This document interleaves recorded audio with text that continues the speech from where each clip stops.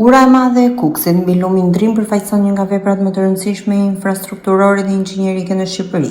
Ajo ka një gjatësi totale prej 310 metrash, ndërsa harku i saj metalik shtrihet në 270 metra dhe arrin një lartësi prej 56 metrash.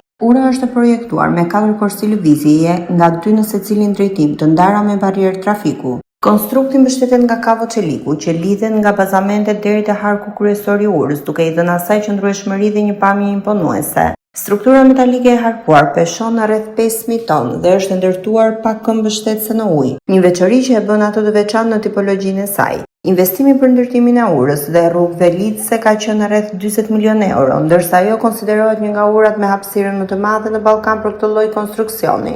Një nga elementet më të veçanta të saj është mënyra e ndërtimit. E gjithë struktura u montua jashtë vendodhjes përfundimtare dhe më pas u transportua nëpërmjet lundrimit deri në pozicionin ku ndodhet sot. Kjo metodë e rrallë ndërtimi e bën urën një nga projektet më të veçanta inxhinierike në Europë. Ura e re e Kuksit mbështetet në 2 bazamente betoni të vendosura në brigjet e liçenit, ndërsa pjesa tjetër është rësisht konstruksion metalik me një hark të madh pa mbështetje të ndërmjetme.